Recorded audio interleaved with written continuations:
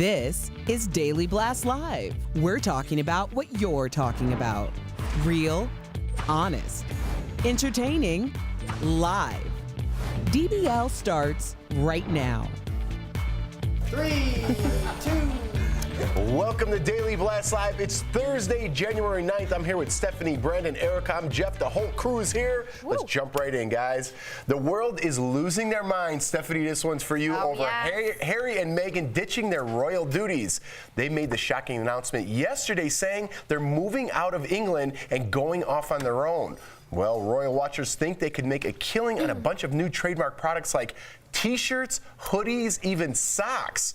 Swag they could end up selling on their newly registered website, SussexRoyal.com. This sounds like a fake story. This is real. And late night host Trevor Noah probably had the funniest take on this whole thing. Let's take a look. Harry and Meghan are leaving the palace to become financially independent. And you see, this is what happens when you bring the first black woman into the royal family. Yeah. She looked at Harry and she's like, you need to get a job. You need a job. You a grown-ass man. You can't still be living in your mama's house, Harry. I checked the monitors. There were no lies detected. That is absolutely right. I don't care what your daddy or great daddy did. I care what you do. And right now, it looked like you are living off your family in your grandmama's house. That's not okay. So is this a money play, or are they just fed up with the royals? I don't think it's a money play at all, as though I think it's going to be one of the best money plays we're going to see of the next generation, to be brutally honest. Everyone's preparing for, you ready? Megxit. I like it. I like it. I thought that was pretty good. That was pretty good. So honestly, right, just think about this. Harry has never really been one that's been lined up for a monarchy life. He hasn't. And they've created their own brand, which is called Sussex Royal. They've already trademarked over 100 items. They've come up with their very own snazzy logo and combining the letters H&M. Let's have a little look. Look how cool that is. Look at that. Snazzy. Now, but they're using the royal like a crown. Yeah, but he comes from royal heritage. It's okay. But think about it. Around the world, people are obsessed with the royals. So the sponduli they're going to make is going to be coming out of their ears. Sponduli? Like money. Yeah, the money. India, Sponduli. China, America. Like literally, people are going to go wild for this. This is like amazing. Let me ask you this, Steph. Do you believe that at this point in pop culture, Harry and Meghan are bigger than the monarchy? I think, in pop culture, yes. And I think this move is so smart, they're going to have a fortune that's going to rival the royals in England, to be honest. In the next decade, honestly, I think because also the money that the royals have has to go back into England and back into like historical heritage, like the castles or land or whatever. So this is going to be, they're going to be pocketing all of that cash. I tell you now, it's a When I say the boy's got his own money, the boy's got his own money. Because that was the first time with the Prince Andrew thing. That was the first time that we had ever heard numbers, and his number out of the Queen's dowry was like $345 a year. So I mean, that's not. I mean, $345 a year is like a very generous salary for an average person, of course. But if you're royalty, you got to think obviously so. I mean, that is a huge number, but you got to think in that position, you get all of your life paid for. So you're in a castle which the government, the people are paying for. Right. All the travel you get, the people are paying for. So obviously that's money that's going directly into the bank. The clothes that you wear are consistently provided every day. The food you eat everything's provided by the taxpayer. So when you're not paying a single dime for anything, then $345, I mean, you're basically a millionaire. So an insider's perspective, speak for your country. Good move? You think the country's going to look at him? Good move? Or shame on them? I'm a millennial, and I'm thrilled. Okay. I think my grandma is going to be fuming. She's going to be It's a generational thing. Definitely, but I think it's the right decision. I'm thrilled. Go Meghan and Harry. Megxit. All right, we're going to switch gears from one Meghan to another. For the first time, Megyn Kelly is breaking her silence about the movie Bombshell. Charlize Theron plays her in the film that's based on the sexual harassment scandal that destroyed Roger Ailes. Megyn watched the movie with her husband and other women from Fox News who were also sexually assaulted. Could you imagine that, being in that room? Harassed, I'm sorry. And Megyn opened up about one of the most demeaning moments of her life. Let's take a look. I know people think it's like, oh, you had to spin around. I put myself through school. I was offered a partnership at Jones Day, one of the best law firms in the world. I argued before federal courts of appeal all over the nation. I came here, I'm covering the United States Supreme Court. I graduated with honors from all of my programs, and now he wants me to twirl. And I did it. If you don't get how demeaning that is, I can't help you. And I get it, and I'm not even a woman, and I get it. Just being in Hollywood and going through that process, not comparing the two, but I kind of get what she's saying. Okay, so I'm going to be very clear because I have to compartmentalize when it comes to this woman in particular, because my next statement is going to show a degree of empathy that I don't believe that she has for other people. She is talking about something that a lot of women and some men have experienced.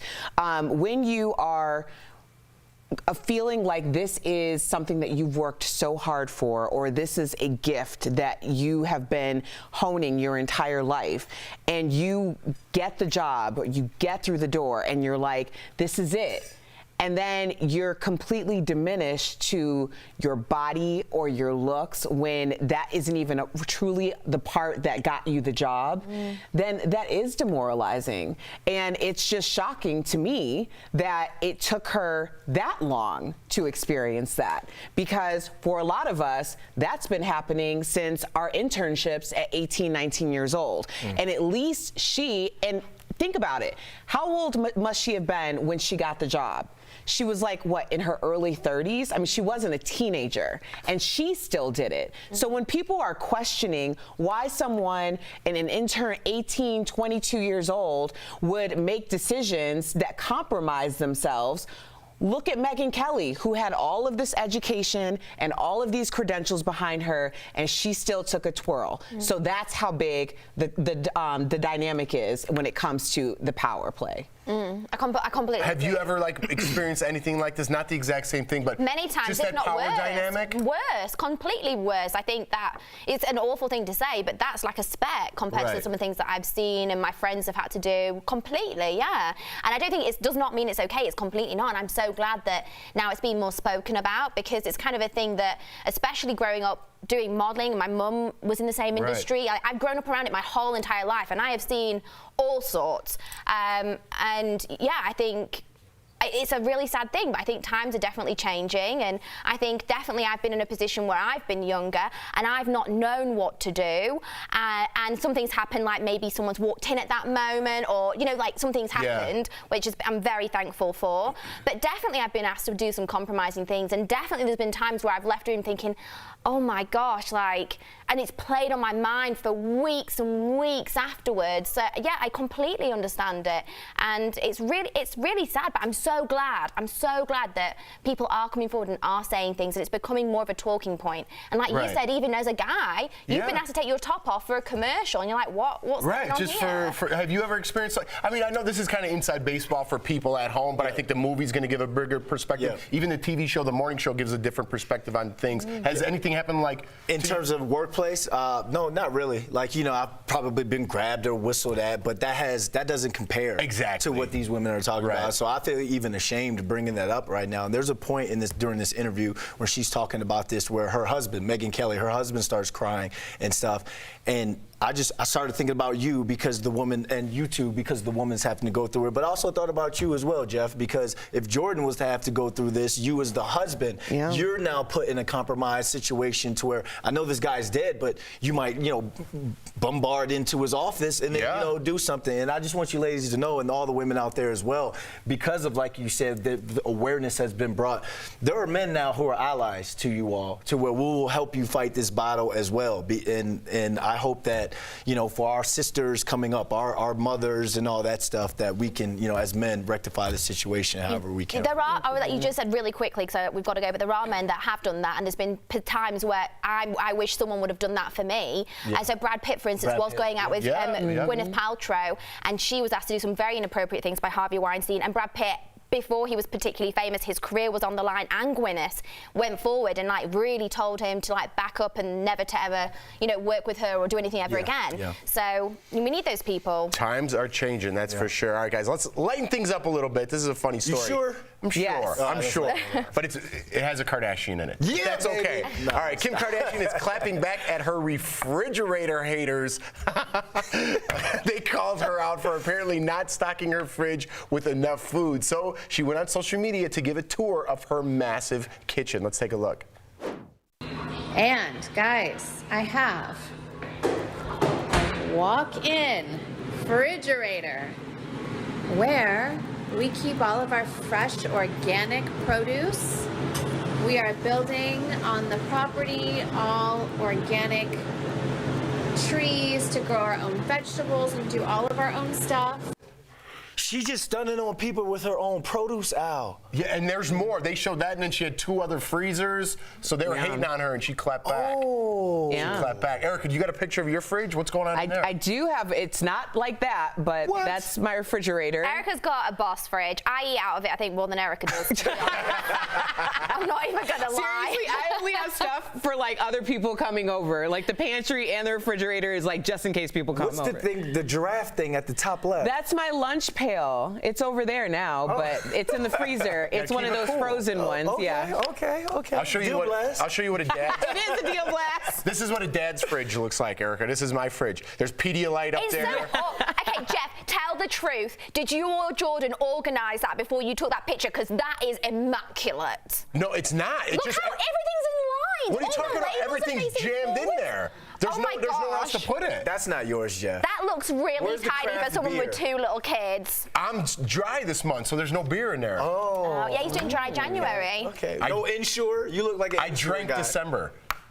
No, I just drink a lot. All right. After the break, we're going to play a game where we have to guess the celebrity fridge based on what's inside. That should be fun. And later, Stephanie chats with Randy Finoli, holy cannoli, the star of the hit TLC show Say Yes to the Dress. They'll dish about the exciting wedding plans that include couples from every state. Wow. You see them shows.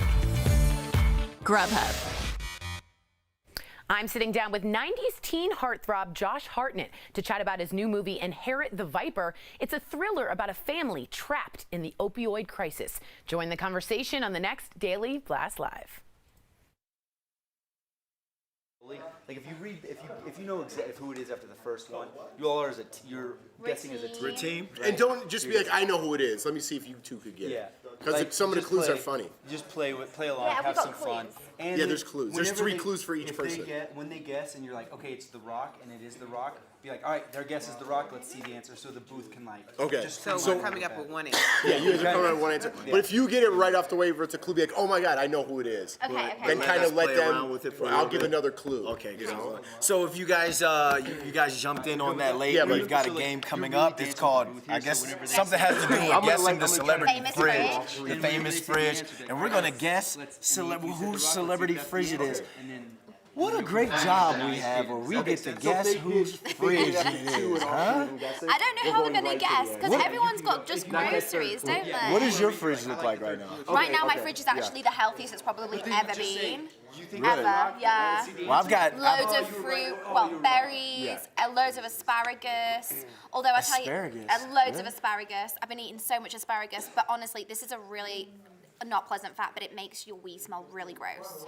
Wow. Asparagus? Yeah. Oh, yeah. It's been questionable. If you walk into a bathroom, you can always tell someone ate asparagus. I know, I felt really bad the other day because I weed and I was like, it smells so of asparagus, and someone was there and I felt really bad. It's not.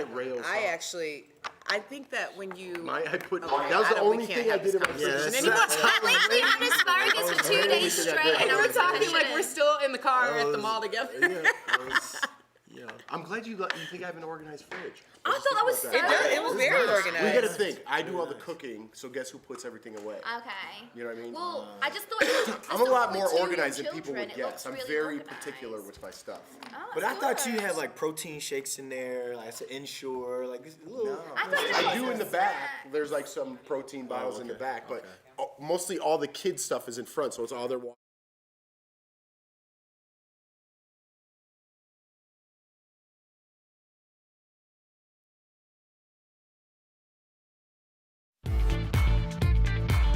Welcome back to DBL. Before the break, we told you about Kim Kardashian's refrigerator, and it got us thinking if we could guess other celebrity fridges based on what's inside. So we're going to play a game called Famous Fridge. Oh, wow. The rules are simple. I'll give my co-host a few clues about the famous fridge, and as a team, they'll have to guess the celebrity owner. You guys got it? Yeah. Okay. All right. Just wish I had an Emmy like that in my fridge. you You can't look at the teleprompter. Did they already go? Oh! I didn't see it though.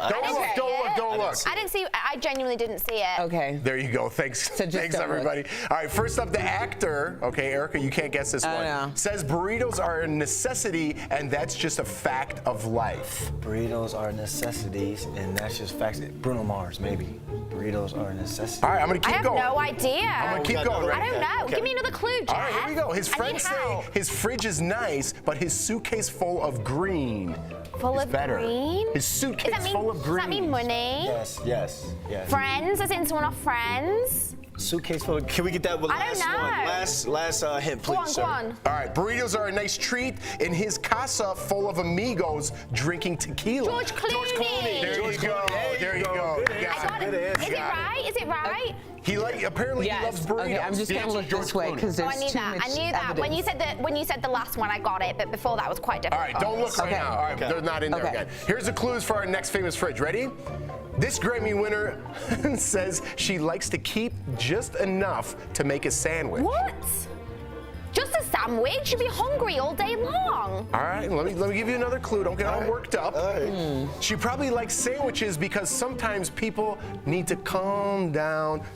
Hey. Taylor Swift. Taylor Swift might be a but good let's get one. Oh, we got it right. Calm down. All right, the last clue was the best. Kanye would say Beyonce's sandwich is better. That's Tay all day. It's Tay. You got that. That's good. I gave that I'm one so away. proud of us. All right. Last one. Here's a clues for your last famous fridge. Okay. The media mogul posted a pic to Instagram captioned, "Pre-chopped ingredients makes me so happy." Who has time for this? Who has time? I love it though. I love it. It's wonderful, but They're who not has doing time it to chop up themselves. an onion? Okay, we got like 20 seconds, so Lord, go to the that's next too one. much. Let's not get worked up. There's a That lot of stressed food me in her out. fridge, but I'm guessing she likes the onions the most because they're the color purple. Who loves purple? Oprah. There you It's go. Oprah. There you go. There we go. Okay, Somebody calm you're Stephanie right. down. Let's be real. I love Oprah, but I guarantee Oprah in at home like dicing an onion every They're night. pre-chopped. They're Someone will. pre-chopped. She'll have a chef who's doing that stuff for her. How do you know she doesn't like to cook? I guarantee Oprah is like the most busy woman in the world. She's like out there saving lives. She ain't got time to be chopping a piece of celery. I think she does those things for herself. Not all the time, but I do Stedman. think that she does Well, it. you guys did a great job on Celebrity Fridge. DBL will be right back with more genius. We start with a consumer alert today. Subaru just announced it's recalling nearly 500,000 cars. The issue? Faulty airbags could explode and shoot metal projectiles into the vehicle. Subaru says the driver's seat front airbag is not in danger of explosion, but that doesn't really make things any better. If you have a Subaru, call your dealership to check to see if you're part of the recall. And for the second year in a row, it's announced that the Oscars will not have a host. ABC says going hostless worked for them last year with, quote, big musical numbers, big comedy, and big star power. Oscar noms will come out this upcoming Monday, and we'll, of course, cover all the details on Daily Blast Live. DBL Nation, have you seen any good movies that you think deserve an Oscar? Let me know using the hashtag dbltake. This has been Fast Blast for you. We're live all day on our digital break, so make sure you tune in for any breaking news and any updates on our stories throughout the show. Bye now. It's no secret, the Phoenix metro area is a hot spot for major sporting events. We supply the climate and the infrastructure, and our visitors bring in big bucks. In 2017, then University of Phoenix Stadium hosted the men's Final Four for the first time. According to an ASU study, those games injected more than $324 million into our local economy. We're expecting an even greater impact when the men's Final Four returns in 2024. But even that will pale in comparison to whatever the 2023 Super Bowl brings in, if it's nearly as lucrative as the last 3 in Arizona have been. Back in 2015, Super Bowl 49 and the corresponding Pro Bowl attracted more than 120,000 out-of-state visitors who spent an average of 4 nights here and generated nearly $720 million. That game was the most watched program in the history of American television at the time, viewed by more than 114 million people.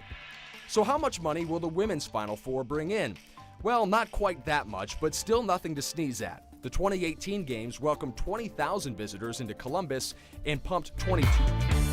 Welcome back to DBL. Say Yes to the Dress has been a hit on TV for years, and now TLC is putting a spin on the popular show by holding a massive wedding with couples from every state. Earlier on, I talked with designer and host of the show, Randy Finoli. He's awesome. Check it out. This is a massive undertaking. Randy!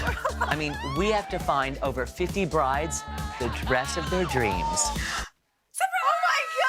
Randy Finoli, welcome to DBL. I cannot wait to get the inside scoop on Say Yes to the Dress America. Now, this is 52 couples all getting married at the same wedding. I moved to America from London and I just find this fascinating. And you officiated the whole thing, so be honest. Did everything go as planned behind the scenes, or was it just totally crazy? Well, first of all, Stephanie, hello, beautiful. Hello. And yes, you guys have the royal wedding in Britain, in the UK, but we had to have something over here. So this is our royal wedding. And there were so many twists and turns and surprises in this show you're not going to believe. Aww. But Randy, you've been helping lots of women say yes to the dress for a long time now. Are you saying yes to the dress? Yes! Hell yeah! But I need to hear, let's get honest and gritty here, about one of the biggest bridezilla moments that you've ever seen. There's got to be one. They can't all be sweet. So I don't see them as bridezillas so much. Yeah. More so the entourage. I have to really watch them and sometimes threaten them. I have to threaten the entourage occasionally. Oh. And I will kick them to the curb if they get in the way of my bride and her happiness. I will. I love you. We all need a Randy in our lives, for sure. I mean, that's it. I'm sold. When I get married, I'll call you up. Okay, Randy, before we go, let's talk bridal trends for 2020. So, puffy sleeves, should we take it or leave it? Oh, God, they remind me of the 1980s. I hate them, but they're coming back. Floral dresses with or floral prints. Should we keep it to garden weddings, or can you rock it anytime, any place? You know, you can work it anytime. I think it does work better in a natural setting.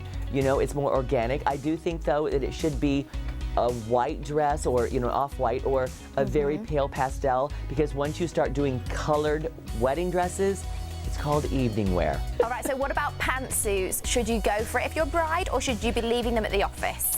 Honestly, I think the groom should be wearing pants, or maybe if it's a same-sex couple, then maybe, you know, one of the women should be wearing pants. But honestly, I think it should be a dress. And then you spoke about this a little bit with the floral prints, but with colour, should you go bold or just keep it classy? I think it should be classic, timeless, because besides the dress being white and the veil, what else makes you a bride? I mean, if you start wearing a colored dress, you could be a guest. And what if somebody wears a dress in that color at your wedding and looks better in it than you do? Oh, so gosh. I say wear white, and everybody knows not to wear white when they attend a wedding, so you're safer with white. Well, you hope they don't wear white, don't you? That would be the worst guest ever, wouldn't it? Say Yes to the Dress America airs on Saturdays on TLC. Thank you so much, Randy. You've been amazing. Thank you, Stephanie. Take care. Bye-bye. Didn't I tell you? He's awesome. We'll be right back. Beauty Blasters, what's up? It's Jeray for the Slay. I've missed you guys so much. I know, y'all miss my face too. I know, the feeling's so mutual, guys. However, I'm back and it's time for some red light tips with your boy Jeray for the Slay. Now, today, it's summer and it's hot out, y'all. It's time to put down that full coverage foundation and pick up a tinted moisturizer. But you don't always have to go out and buy a brand new tinted moisturizer. Sometimes you can make one at home for yourself. So I went ahead and make a little tutorial here, or actually, I'll just show you guys, alrighty? So you're gonna take your full coverage foundation. This one's from Makeup Forever HD. You don't wanna use like a stick or anything like that. You simply wanna use something that's a liquid base and not something that's going to be extremely mattifying. So if you're working with like a oil control foundation, you might want to go ahead and use something that's going to just be full coverage for normal to dry skin. However, what you can do next, if you have that liquid foundation, is take a little bit of moisturizer. I'm just using Embryolisse. This guy's famous in the makeup artist community, so you guys might want to check it out too. And blend those foundations together. Now, you're going to get a much, much more lightweight consistency that's going to be beautiful for that summer glow without having to have that cakey finish in your skin. All you have to do afterwards is tap a little bit with your fingertips and blend all over that beautiful skin of yours. Now, you might want to do a little bit of powder if you're a little bit more on the oily side, like myself, because that tinted moisturizer will make you look a little extra glossy. And we all love a glow, but we don't like to look greasy, y'all, alrighty? Anyways, guys, I want you guys to try this out at home and let me know how it works for you. You can do this with a Revlon, with a Maybelline, whatever you may. Try it out with MAC too. It'll be looking real cute. And this is a great way, once again, to save some money, honey. So let me know your guys' thoughts on this. Write me at Jeray for the Slay on all social media platforms. I'll see you guys tomorrow. Dry January is getting a lot of attention right now, but are there really any health benefits to ditching booze for a month? Let's connect the dots. Dry January began in 2012 as an initiative by a British charity to, quote, ditch the hangover, reduce the waistline, and save some serious money by giving up alcohol for 31 days. A recent poll found 14% of U.S. adults are participating this year. So, is it worth it? Well, the CDC listed limited alcohol intake as one of its 4 totally doable New Year's resolutions that will reduce the risk of breast cancer. And according to a new study from the University of Sussex, 71% of people who took part in Dry January said they slept better, and 67% had more energy. People also say they saw better skin and saved money. So a lack of booze can do the body and the wallet good. And that is Connecting the Dots.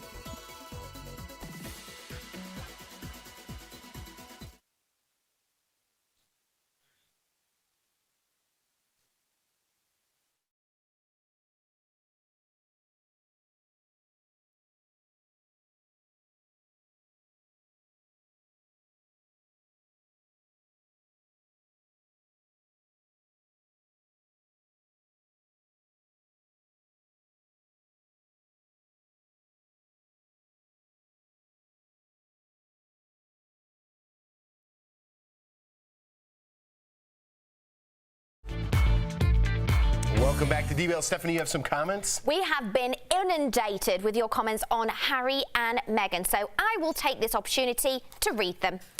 So, Cheryl Hannah on Facebook, stop making me laugh, says they want to live their lives, not the Queen's life where she's telling them what to do every minute. Very fair comment.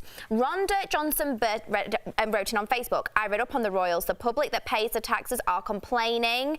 I don't know what this word means, so I'm not going to say it, but basically be free Harry and Meghan with some little slang word. I'm not sure what that means. Oh, and someone else said, wouldn't it be Rexit? No, Meghan, exit, Megxit. Do you get it? That was a good joke. They didn't get it. Well, I try my best, don't I? Jesus. We'll see you guys tomorrow. Tomorrow's Friday, yes.